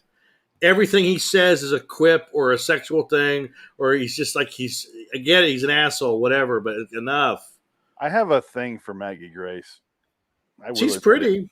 She's hot. She's in Fear the Walking Dead as Al. Is she really? Yeah, she has short hair, lesbian. Wow. Oh, well, there you go. I dig it. She's also in Maggie Lost. Grace. Well, she's in Taken, and that's where this comes from. Luc Besson wrote this movie. Wait, she's in Californication. Does she get naked? I don't know. Everyone else does. Why not? Let's look it up. Dear Internet, does Maggie Grace get naked? Dear Playboy. Dear Penthouse, Playboy's too artsy for her. I want to see inside. Oh my God. You're sick. I don't think she does. I think she has no nudity clause probably because she's been in a bunch of horror movies. Yeah. No. Well, here's what I. Okay, so when I mentioned earlier, she's in a lot of John Carpenter remakes. This is technically one of them. It wasn't technically supposed to be. I think the actors signed on going, this is clearly Escape from New York. I assume the producers have the rights. No, this was, you're giving me a job and I'm getting paid. Let's do it. I think they had no idea. She probably doesn't even know what Escape from New York is. No, Guy Pearce read this and went, they probably have the rights. Why wouldn't they? They're signing me on for this movie. Of course they have the rights. Well, he didn't get paid. He got paid. He didn't care. As long as his check didn't bounce, he's all right. But I'm saying, I just think the actors went on good faith of, you guys know what you're doing. You have the rights, blah, blah, blah. I think that's every movie that they sign up for. And then suddenly they get sued after they release it by John Carpenter. And normally when you hear that with the original director sued them, you're kind of like, okay. But this one is clearly Escape from New York. And I think it was a European court, too, that said, yeah, there's way too many similarities between your work and this work. So, yeah, you win. You get the money. You win. It was a French court. Yeah. But here's the thing. We heard for years after Escape from New York came out, or Escape from LA, that the third one was going to be Escape from Earth. They were talking about that the second that movie came out. And John Carpenter's like, well, it's not going to happen. It's not going to happen. I would love for it to happen, wink, wink. But it happened. But it's not going to happen. And then suddenly this movie comes out where they're Escape from Earth. The president's daughter's kidnapped. We got to send in our quirky fuck-up dude who's arrested. He's a prisoner. He's got to go in and rescue the daughter, and he doesn't want to, but we make him. It's the same fucking movie. How did they think they were going to get away with this? Maybe they didn't care. Maybe they're like, as long as we get this made, we'll get sued. Big deal. Yeah. Sometimes if you think you're going to make that much money, you don't really care if you get sued. Well, I'll give them this. They had a lot of nice sets made for this movie. Yeah. The sets were awesome. Yeah. The production design is very nice. It's the biggest compliment you can give this movie, really. Yeah. Because other than that, the premise of the movie is there is a prison in space. Tell me if you heard this before. It's separate from Earth. Snow has to go and rescue the president's daughter, who's played by Lee Van Cleef. I'm sorry. No, not Lee Van Cleef. Some fucking guy. And he has to go there and save the daughter. She's there on a goodwill mission to find out if these prisoners in cryogenic stasis are Walt Disney pods. Or if they're having because she said they're having dementia problems when they're waking up. She's there on a goodwill mission to see if they are okay or not. I don't know why she's involved with this. This is her Chelsea Clinton bullshit she's focused on. Whatever. But somehow she got clearance to go to the fucking moon with no security with her, really. One black dude. That's it. I must say though, why does the prison have machine guns for shooting spaceships?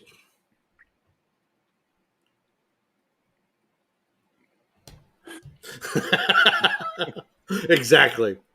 Why would a prison designed to be inescapable, even if we have the technology of spaceships to go up there, if you're a criminal, you want to escape, you're going to have a spaceship come. You're not going to get access to it. They have space guns on the space station to blow up the Marines when they're coming, because that stupid Scottish guy goes, "Let me push the button. I go push a button." All you need in this world on a space prison where he goes, we have the only prison in history to not have any murders or rapes or beatings, because they're all frozen. That's why. It's Demolition Man meets Escape from LA. Escape from Demolition Man is the movie. So and he smokes cigarettes. All they really need is the door that, imagine all the cells lined up. Everyone's frozen. Let's just say one guy escapes somehow and jumps out, and you're just like, all right, door closes in front of you. He drifts out into space. That's all you need is one button that does that. And you're like, all right, end of crisis. All right, here we go. Let's watch Frozen Bodies again. You don't need people watching. You have cameras. That's all you need. You need 3 dudes there to run this fucking thing. Yeah, you don't need a crew of 50 guards and 50 engineers and everything else. That's the problem, is they did it too close to like what a real prison would take. It would take all these guards, it takes a warden, it takes all this. Really what it would take is 10 dudes there that work different shifts that control, like, making sure everything's still working. A team of scientists making sure the freezing technology is still working. And actually, they didn't even need that, because in the movie, they have control of the station from Earth. Yeah. Because they're able to redo everything from Earth station. So you don't even need a crew on the space station. It's wired into Earth. But you assume that's kind of like backup in case it fails. Which it still works. It still works. But you want someone there on hand. You need the scientists there to be like, this sure, you need like a skeleton crew, like 3 guys at most. Yeah. I'd say less than 50 people can make this thing work. And there's, how many prisons did they say? A lot. 20,000? I don't remember. There's a lot of prisoners on a lot of them. I took notes. I've yet to look at them. Like I said, I watched 40% of this movie on YouTube. It's all clips, so I kind of watched them out of order. But it was just, I had the gist of it. I just didn't get the last, I got the last 5 minutes of the movie. I didn't get the second end of the second act stuff, where like he kills the main bad guy and they get off the space station before it blows up or whatever. I don't know what the main plot was with the villains. I didn't see that part. What was that part? What were the bad guys after? Here's where we get real issues. I watched this whole movie today. I don't know. So I had just as much time with it as you, and I watched 40% of it on my YouTube. I don't know what the prisoners wanted other than to be let go. Yeah. I don't know what Guy Pearce wanted from the briefcase other than information. So they never explain what's in the briefcase. He opens. He gives it. Okay, we have not set up the movie at all because it's empty at the end of the movie. Let's just Morgan. Set up the movie real quick. A Guy Pearce is arrested, and they beat the shit out of him, and he's all sarcastic, and it's fucking irritating. And he's like, "What?" And what's his name? Peter Stormare. Peter Stormare is like, "What happened in New York?" Punching him. The other guy's punching him, and he keeps feeling like, "You fucked your mom, huh? Or fucked your wife, huh?" And then you see a scene where it looks like Guy Pearce shot this guy named Frank, and he's like, Peter Stormare goes, "I was there. I saw it." Clearly what happens is Guy Pearce shoots the gun behind Frank. Frank jumps back toward him, and you're like, that bullet did not come from that direction.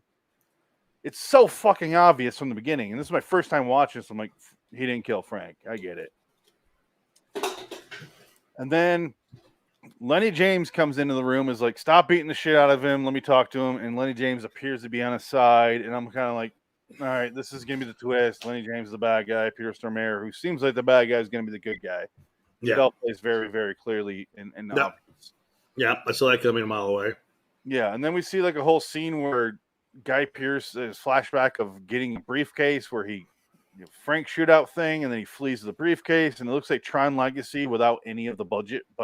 Yes, it did. And he flees, and he's sliding, and he grabs the briefcase off the bike he crashes and throws it into the train. Some guy named Mace grabs it and leaves. But Mace is on the prison.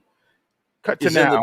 Yeah. Snow, who's Guy Pearce, is being interviewed, like we said, and then Mace is on the prison thing, who has information on where he hid the briefcase. That's a huge setup for why Guy Pearce wants to go to space to save the president's daughter. It's why Lenny James takes his like Starbucks cup. He's like, and he shows and says like Mace is in space, and it says his cell number. Mace in space. Didn't say Mace in space, did it? It was not far off from that. That's funny. If that was, I appreciate this movie more. It was mostly that's what it said. Mace in space, mate. Yeah, it was awful. But what I saw was, so I saw up to that point, I saw the banter between him and Maggie Grace. There's a few good moments, like when he's going into the prison and he goes into the anti-gravity well. He has to jump over it to get to the next ventilation shaft because these prisons all have ventilation. And there's a little fight there with a prisoner that comes out of nowhere, I guess. So just that prisoner was just there hanging out in the ventilation shaft. Well, on the prison world, they all escape because Maggie Grace is talking to a dude, and then her fucking security guard won't stop giving this guy shit, and he keeps slamming his head down, and he grabs his gun, and takes it over. So, and all these fucking Scottish, Irish, English dudes take over because he said, "You know what I was before I was a rapist? I was a pickpocket." Yeah. No, they take over, and they want freedom, and that's it. I don't know what the fuck their demands are. Just like Braveheart. They don't realize she's the president's daughter because they've been in space prison, frozen for who knows how long. Mace space. Mace in space. I'm trying to find that clip right now. But that's fine. I don't know why. For some reason, I tried to watch it on the file, and it said corrupted. I couldn't watch it. I don't know. That's what I was. I don't know. But my file plays just fine. It's weird. Yeah, I don't know. I tried to watch it, but I was like, shit, I'll just watch the clips on YouTube and go from there. But yeah, so does he kill the Scottish guy? I'm sure he does. But how does he kill the Scottish guy? Or does Maggie Grace kill the Scottish guy? You're jumping an hour and a half ahead, man. But that's all that happens in the movie. That's it. It's so bland. Yeah. I didn't hate it. No. That's the weird thing. It does enough to keep you like, wait, what? Like, it's that kind of movie. I'm not like, yeah, go Snow. But I'm like, wait, what? Who? This is the president's office. It looks awful. The space stuff looks more realistic than the Oval Office here. Oh, that's bad. Wow, that's real bad. They got Lincoln over here, though. Come on, man. That's a cookie jar. You can see the walls. Just like Hot Shots Part 2 when the president is that's so bad. That's a horrible set. That's real bad. That's really didn't spend any money. It's the Washington DC office. That's amazing. The president's office. The Ready Room, whatever it's called. The Oval Office, dummy. The Oval Office. Oh, here. That's what I said. Yeah, I know. I couldn't remember what it was called for a minute. So this is his cup. It doesn't say Mason Space. It says Mace is on MS1. Oh, Mace has MS. And when he turns it, it says his cell number. That's how he knows later. But so I think it would have been funny if he can't read or he didn't read it well enough. Mace has MS. He just blurts it out. He's got MS. What happened? He eats the cup real quick. I didn't even know he was sick. Boy. Oh, I guess it doesn't say his cell number. This MS1. He's on, MS1. That's See, that makes even less sense. It's even worse. Because he shows up later. Okay, so he shows up. I saw that part. He has dementia. Takes forever to get there. Maggie Grace is kidnapped by the prisoners along with some other people that are with her. They all get executed. They're about to get executed at this point. Yeah. They realize, they don't know. Snow is so genius. He goes, they don't know they have the president's daughter. And he goes, how do you know that? Peter Stormare, because he always has that accent in every movie. Even though that fucking guy's from like Cleveland. No, he's European. He's from like Germany. He is a German. He's not American. And then Dino Velvet was not born in America. Guy Pearce goes, he didn't mention it, so he must not know. Yeah. Like, oh, fuck you, dude. Is he smoking a cigarette, being cool? He's just too cool. I think that was the only direction he got was He's Guy. From Sweden. He has no reason to talk like that. Guy. He's always Russian. Be cool. Yeah. That's it. That's the only direction he got. Because what else did this director do? Okay, I looked that up. Hold on, my phone's charging. I can't look it up. I can do it right now. What else has this director done? Maybe he never worked again because he got sued. Well, it says directors James Mather and Steve St. Ledger. So, a duo. I've never heard of them. Let's see. The James Mather did nothing. Steve St. Ledger did Vikings, 12 episodes of that. Oh, there you go. And then he did 2 episodes of Barbarian. And that's it. So he's doing okay. Maybe. Vikings is a popular show. Yeah. And then where the fuck are we? Who gives a shit, right? Well, no, just what happens after they catch up with Mace, and then he's a retard, and then he can't get the information from him, and okay. I'm sure he gets killed in the crossfire or something. Well, let's start before that. He eventually, one of her security guards takes Maggie Grace, the president's daughter, into a room, and they shut it off and inadvertently turned off the oxygen. Yes. They're slowly dying. The guy's so heroic, he goes, you need to live, you need to breathe. Takes short breaths, calm down. Anyway, bye. Blows the fucking brains out. I did see that scene, and I like the part where the guy goes, well, something just happened. She got more oxygen, but not enough. She's still going to die. She would still be breathing the same percentage of oxygen. Whatever. Well, I just like how he goes, takes short-tempered breath, and then after he shoots him, she goes, she's hyperventilating. It's like, well, you didn't listen to him, bitch. No. And then Guy Pearce gets in there, grabs her, and they have that. The worst part of this movie for me is the conversation between Maggie Grace and Guy Pearce, where he's going, she's passed out. He goes in and he goes, all right, here's this. I'll heal her. All right, what do we need? She needs more oxygen. How do we do that? CPR? And he goes, yeah, do mouth to mouth. Do that. He does it. She wakes up and is like, get the fuck away from me. And he's like, all right, well, sorry, do that. And she's like, they do have this. I don't want to do a pretend version of it. It's so bad.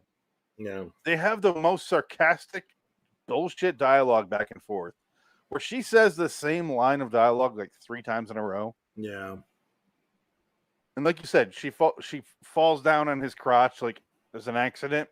And he's like, you don't have to do that. A thank you will suffice. Yeah, it's all like that. Yeah.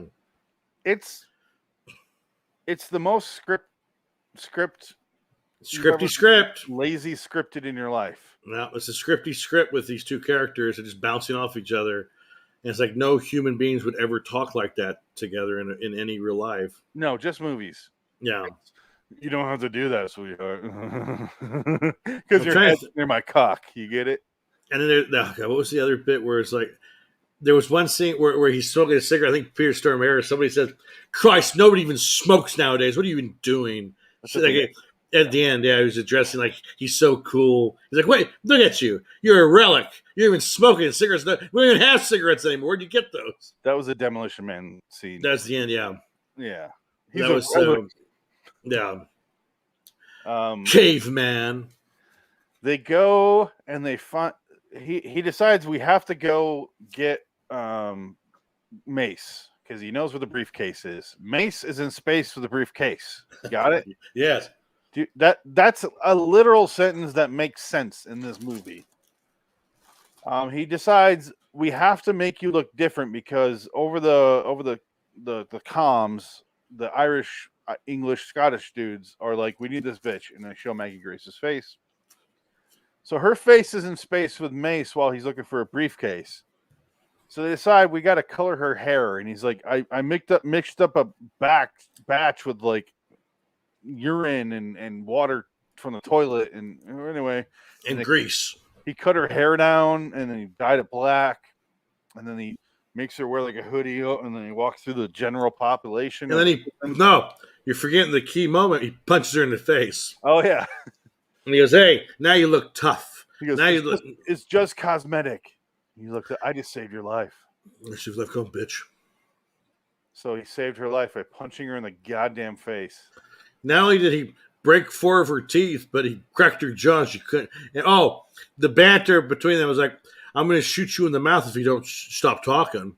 You talk too much. You talk a lot. You just won't shut up." It's just, oh God, stop it. Just get to the fucking mace with a briefcase space. Dr. Seuss alliteration. Briefcase with Maggie Grace. Oh, that's good. Right? That's very good. He punches her in the face. Oh, even better. And then you're cut. I need to wrap your head in lace. And he does that. Or leg, rather. Wrap your lace in the face, in space, looking for a case with mace. Because he punched her with a vase. And he's like, I'm so sorry about that, Miss Grace. Looking for the vase with mace, finding a case with grace in space. I'm sorry about that, Miss Grace. I punched you in the vase in space. So let's maybe cover that with lace. That'll cover up the blood. So you're saying face, like space, but it's not. It's face. You can't do that. What? I don't know. You lost me. Ah, God, we're drowning. We're trying to be clever here, and it's not working at all. Oh God. Space. My space. Tom, where are you? All right, so he punches her in the fucking face. Yeah. Oh, this is after he gives her a shot and is like, that'll stop your bleeding. This one will stop your wounds for 24 hours. Your nerves won't feel it for 24 hours or whatever the hell he says. Yeah. And he turns into a fucking dyke. They're cutting her hair, making it dark. And they go through the gen pop, and everyone's fine. And all of a sudden you get that one cliche prisoner dude. Stop. You don't know the password, do you? No. I'm going to rape both of you. I want your twink. That's what he said. He pretty much says that, yeah. Yeah, and then they have a big shootout. And then he's like, oh, I thought you were a Democrat. I was like, I laughed at that, but I was like, ew. This is like so script. It's because you were watching Fox News at that time and you thought it was funny. Yes, I was watching Fox News on my phone while watching Lockout at the same time. Here's the back. Yeah, it's like the Scottish guy. Oh my God. All right, so yeah, they eventually find Mace in space in his prison cell, and he's the case. Yeah, he's got a dementia. Yeah, space dementia, cryogenic freeze dementia. Apparently, dementia makes you speak in riddles and codes that tell someone how to find your briefcase in space with your mace. Well, I guess he was smarter. He was smarter than your average prisoner because he was able to do that. Maybe that's the shtick. Well, here's the problem. I don't give a fuck about Mace. We never knew that guy. What the fuck do I care? And we never find out what was in the briefcase then. In the movie, does he tell you what it is? He just says there's papers, or does he get a disc or a file crystal or something sci-fi? Fast forward, because he what happens is Mace ends up going into a room and it gets freezer lock. He freezes to death in front of Maggie Grace in space. Yeah. And she's sitting there watching his face freeze in space, Mace's face in space, freezing, and he dies. And then our main character, Snow, is just like, let's get the fuck out of here. And she's like, we need to rescue the hostages. She's the only actual hero here. And she has to coerce this guy by going, I know where the briefcase is in space. Mace told me to my face, I'm Maggie Grace. Covered in lace. Let's get this fucking space thing. And he's like, all right, let's go. They go. He immediately gets knocked out. She gets captured. It fails horribly. Right. Ends up being she doesn't know where the briefcase is. Right. Later on Earth, at the end, let's just skip fast forward. Who gives a shit? No, but what happens to the bad guys? Okay. I didn't see that part. This guy, this sack of shit here, gets so fed up by his older brother being a dick to him that he just stabs his older brother. I figured that was going to happen. And shoots the rest of them. So it's just him. This is after he executed all the people while Maggie Grace in space is watching, and he makes her give up her position. And then they knock Guy Pearce over, and he falls and knocks himself out on a thing. And then, then he stabs his brother, kills all the other dudes. And then there's a stupid fucking scene where apparently the ship that they're on crashed into the International Space Station. Therefore, it's going to fall into the atmosphere. So as it's going through the atmosphere and burning up, Guy Pearce rescues Maggie Grace in space, and they jump out of parachutes and they float to Earth. It reminds me of that opening of what's that, Brad? Ad Astra. Oh yeah. How the fuck do you parachute from there? Oh, they can do that. That's it's feasible. But it's like one of those sort of things you're like, that's so far up in the air. But this is a spaceship crashing. As it crosses the atmosphere threshold, I guess they jump out with parachutes and crash land. But what happens to this guy? He's on the space station. He blows up. I don't fucking remember. I think he kills him. Well, it's obviously kills him, but how? Let me find out. I don't know. They have to fight. I mean, there has to be a fight with those villains. Guy Pearce must say something witty and then like punches him in the throat and he falls over and he blows up with his International Space Station and they jump ship. It has to be the way it goes. I'm sure it is, but I do not remember. So wow, that's saying something. It is. It's the least interesting part of this movie is the bad guy. Yeah. Which is fucked. So you never know what the plan is. There is no reason for them to be escaping. They don't have any. They're not trying to get somewhere else, or they have a secret that they know. It's nothing interesting. They just escaped out of the cryogenic sleep chamber. Oh, that's all it is. Wow. He goes to stab Maggie Grace, and then Guy Pearce grabs the knife in mid stab. Where is this scene? Oh, there it is. He looks like Ryan Reynolds right there. Is the president Christopher Plummer? All right, here it is. He goes to stab her. All of a sudden, we see a hand on the blade, and then he just knocks him out. Oh, wow. And that's it. And then the ship blows up. No. Yeah. There gotta be a cut. There's gotta be a scene where he like wakes up and he's like, oh! He blows up. It's gotta be a scene where he's like, oh! You think so? But here's a minute and a half later where they're landing on a freeway. Oh my god! It's the ending is the worst part of the movie. Well, I saw the ending. He lands. All of a sudden, he's been back in the interview room with Lenny James. Yeah. He walks in the room and he's like, "Oh, I can't believe it sucks. You couldn't find the briefcase." Oh, and he goes, "I did." It's like, "You did?" He's like, "Yeah." And he sets the briefcase down. Lenny James goes, puts in the combo, opens it up, and he's like, "I'm curious how you knew the combination." He's like, But was it the briefcase? The briefcase is empty. Yeah. No, I know, but it was the actual briefcase, though. Yeah. Because Maggie Grace, they had a scene where Maggie Grace is having flashbacks to scenes she was not there for. Oh. So she was there for the parts where Mason Space was revealing his like when he goes, "I foresaw you, I foresee you," or something like that. You know what he's saying? And it ends up being like and he says at the train station, "I foresaw you." So she goes to the train station, finds the baggage, like where you put your bags. Oh. She puts in like whatever the fuck it ends up being. It's a code.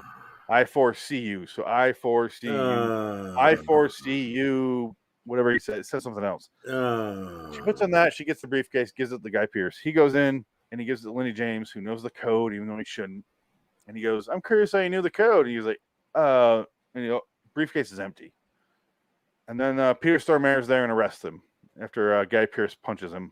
No, he takes a cigarette and burns his face. Oh, yeah, that's what it was. That was good. That was a good part. He's sitting there flipping the lighter. Yeah. And then he puts it out on Lenny James' face. That was for Frank. Yeah. And then they leave, and then Guy Pearce goes outside. And this is the worst part of the movie, mind you. He's trying to flip the lighter to light up a cigarette, and he's like, "It won't start." And he opens it up, and he finds a microchip in there. He finds an SD card. Let's be honest. It's And that's where all the information is. But what is the information? Well, yeah. What well, is it's just on like that? it's just like that movie that just came out with Angelina Jolie, that firefighter movie, where we have no idea why the kid is on the run because we're never told anything. The father tells the son like the secrets of all mankind, and we never hear what they are. It's horrible. Yeah. Oh wow, that's terrible. So that's it. No, but you're getting to the best part where she finds out what his first name is. Yes, it comes up right here. And they rip off Cobra. We see a flashback that we've never seen before where Frank is dying going, keep the lighter. Keep the like what? We never saw that before. What do I care? Do you think when they were shooting the movie, they realized, oh shit, we never put that Frank scene in there? Well, if they put it in earlier, it would ruin it because you're supposed to think he's guilty, but I knew he wasn't. No. Throw that in the beginning. We know he's not. It's fine if we know he's not guilty. Why the fuck do we need a surprise? So dumb. There's a lot of this movie that is so dumb. It's all this clearly script moments where you're like, I'm watching a movie now. But when it's like just him in space blowing shit up and shooting people and running around, it's all fun. And that's a lot of the movie, honestly, but it doesn't add together as a satisfying movie watching experience. No. No. And then him and Maggie Grace have another stupid ass conversation. This is what she looks like here, which is unfortunate. I think she looked good with the short hair. Not this short hair. Oh yeah, she looks like something that should be on the L Word. Here's Maggie Grace in Gray's Fear the Walking Dead. She looks good on this show now. Maggie Grace, you can't tell if she's 35 or 18. Because in Lost, I think she was in her mid-20s. She was playing an 18-year-old.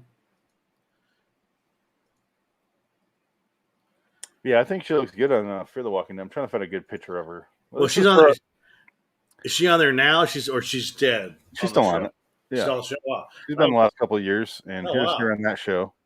I didn't know she was still working. Oh, yeah, look at that. See, that's great. She looks great. But in this movie, no. And I like Maggie Grace. Like, she's fine in everything I've seen. Even in the fucking terrible The Fog remake from John Carpenter. Yeah. She's fine in that movie. It's just the movie's just like a fucking slog. Yeah. It even has the other girl, what's her name? What is the girl's name who runs the lighthouse in that movie? I never saw it. She's from Cruel Intentions and Mom and Dad. Why can't I? Sarah Michelle Gellar? No. Selma Blair. Selma Blair. Thank you. Selma Blair's in that movie. She looks great too in that movie. But it's just like nothing going on in that movie. I can't stand The Fog. I never saw it. So a remake of it, not going to do me much help. No. If you don't like the first one, I know the remake makes even less sense because I think Smallville's in it, and she's like a pirate princess at the end of the movie. It's like it doesn't make any sense. In the end, Maggie Grace was never really there. She was a pirate princess, and she floats away into the fog. And I'm like, what? Why? What is this movie? We'll talk about that when we do the Fog movies. Oh man, I can't wait. Here's where we get to the rating. Because we're done, right? Yeah. We're at 44 minutes now. We're 43 minutes. But that's enough. How do you rate this thing? I personally just went 5. Yeah, I'd say 5. It wasn't so bad. I hated it. Yeah. And there was enough. Like, the sets looked fantastic. They really did. Except for the Oval Office. Yes. But that's such a short sequence. The problem with this movie, why I almost think the script gets a 2. Yes. The acting gets a 6. Acting's fine. Everyone's fine in it. It's just he's so cool. It's just like, okay. It's the script. The script is the worst fucking thing I've ever seen in a long time. I won't say ever. Okay, that's hyperbole, but it is bad. Like, So this movie came out in 2012, right? yeah. So this is the same year Dread 3D comes out. Oh no, I'm sorry. Is that true? Yeah, that is true. Yeah, I think so. Yeah, Dread 3D came out in 2012. Way better movie. Kind of the same plot. Go in, get trapped in a building with a bunch of people. Got to get through them, kill everybody. One of those movies is great, and I will watch it whenever it's on. Oh, I love Dread. Dread was my favorite movie. It stars Carl Urban. Yes. So, but yeah, it's Dread is great. Watch Dread. Oh, I love Dread. Lockout, I don't recommend, but I still gave it a 5. Yeah. But the problem is the script. It's so like I don't know what anyone's motivation was other than Maggie Grace. I have no idea what anyone wanted here. They try to have this weird espionage CIA backstory with Guy Pearce's character, and none of it fucking mattered. Like, well, I think they thought there was just going to be a franchise. So they thought, we're going to build into the next one. It's like, oh, no, you're not. It's the next Jason Bourne franchise. Yeah. It's the Marion Snow franchise. Until we got our asses sued in court and lost. Yeah. Shit. Jesus Christ. It's nah, just, yeah. You know what I mean, though? There's what did the bad guys want other than freedom? Sure. What does Guy Pearce want other than a briefcase? I don't know what the briefcase contains or what the implications of finding something in the briefcase could possibly mean. I have no idea. It's because you can't have a movie MacGuffin where you don't know what the movie MacGuffin is. Well, Tarantino can because it's not the point of the movie. This is the point of the movie. Yeah. He's there to find the briefcase because Lenny James says Mason Space on the cup, and he goes, "Yeah, I'll go." So that's the motivation of your main character to go find this briefcase that we don't know what the fuck is. Mason Space wearing lace with the case got attacked by Maggie Grace. Now do an about face and go to space. There you go. Yes. I don't. Okay, that's it. No, that's all you can say. It's a weak ass script. Other than that, fine movie. It's fine. And this barely is a John. This is not related to John Carpenter at all, except for a lawsuit. I don't even know why this is on the list. Because John Carpenter made it be on the list. It is John Carpenter willed this movie onto us. Because John Carpenter sued them, it became a remake of Escape from L.A. or New York. Or it became the third in the trilogy of Escape from L.A. movies. So John Carpenter got his wish. Got his wish in a weird way. Legally got it in France. But so in Europe, is this movie called Escape from Moonbase? Escape from Earth. I want to sit Kurt Russell down for a week and a half in a green screen room and just have him do lines of dialogue and acting with an eye patch on. And just write around it? Overdub it over Guy Pearce. Yeah, it could be done. And just have a third Snake movie. It'd be great. It could be done. We have the technology. We can do it. Oh, totally. It'd be so easy. No. It wouldn't look great, but... Yeah, it wouldn't look as bad as The Irishman. It'd look better than that. Because at least Guy Pearce has a 40-year-old body that moves fast. I just feel like this movie also wasted some kind of cool-looking villains. Like, they were cool. Like, the guy's got like a milky white blue eye. Yeah. Because the damage that the freezing process had on him, and it didn't fucking matter, and that's kind of a waste. Yeah, I thought that sucks. Well, then shit, I didn't miss anything. No, so I figured that was going to happen. The brother was going to kill the other brother and screw it up because he used to fuck up, and he's going to screw up anything they had to do. And he's just going to be a nuisance more than anything. Yeah, and that's what happens. Yeah, and then he just dies in an explosion when it enters. I guess. So next time on this show, hopefully, regardless of whatever happens with Adam, we will do our top 10 comedy films. and we'll do that. So that'll be on, if everything sticks according to plan now, the 28th of this month, so 20th of July. And then after this, whose movie is it? It's Adam's movie. I thought we were doing Nick Cage off. No, I'm talking about in this podcast. Oh, okay. Not the live show. We're doing the podcast. Oh. Yeah. Next week on this live stream will be John Frankenheimer's movie. I thought it was Leaving Las Vegas. No, that's in 2 weeks. Oh. Next week on this live stream will be Anthology X-Files Humbug, if Adam's here. And then John Frankenheimer, 99 and 44%, 100% dead. And then the week after that will be whatever I get in the wheel for Anthology, and then Leaving Las Vegas for Nick Cage. Okay. But on this podcast, John Carpenter will be our top 10 comedy films. Okay. That'll be in 3 weeks.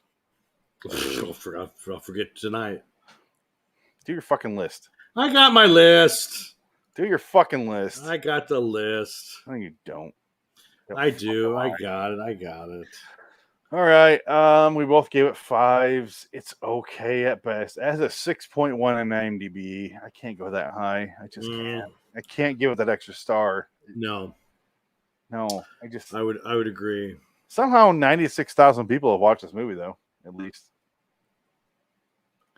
I guess. Guy Pearce is my second favorite movie. And then... Yeah, go figure. He has a lot of dog shit movies, though. Yeah. But I always talk about him in... why can't I think of the name? I am blanking on names, and that goes on. Well, that'll happen when you watch Lockout. Proposition. Proposition's a great movie. Playing that. He's even great in Lawless. Oh, no, yeah. Guy Pearce is good in everything. LA Confidential. He's a shit. Yeah. Anyway. No, I love Guy Pearce. He's great. Yeah. He's just, again, too cool for school in this movie. And only certain guys can get away with that. Kurt Russell's one of them. Yeah. Like, you got to play it simple. You can't force it. You can't be too sarcastic. You have to be... You have to be detached from your sarcasm. This guy's going, I'm sarcastic. Yeah. Look at me. I'm conscious of what I'm saying to you, Snake bitch. Says things and goes, I genuinely don't give a fuck if you like it or not. Yeah. And that's what makes it funny. Snake Plissken will take a chair from the floor and sit in it for a minute in the middle of the movie. while someone gets brutally victimized. Yeah. There's a difference. Yeah. Anyway. LIWstudios.com, at LIW Studios, at LIW Anthology Pod, at LIW The TZ Review, at Phoenix West for me. Dick Ticket. Until next time, and in the meantime, so that was your plug. I'm Phoenix West. I got nothing. Dick out, Dick it. So long, citizens. So long, Carpenter and you and your lawsuits that are clearly warranted. And what he won in the lawsuit was a truckload of cigarettes. Oh, goddamn right. That's all I wanted. Wheelbarrow for them. That's all I wanted, goddammit. I want 5 Marlboro stock. Give me 5 million Chesterfields. But they don't make those anymore. They do in France. You better find them over there. You better find them, you fucking frog. You stole my movie, goddammit. So long, citizens. Bye. Maggie Grace, call me. Seriously, call me. Maggie. Please. Maggie. I'm so lonely. I give up. I love you. I love him. It takes, I dig the short hair. Yeah. No, short hair's nice. Bye, Maggie. Is it really a podcast?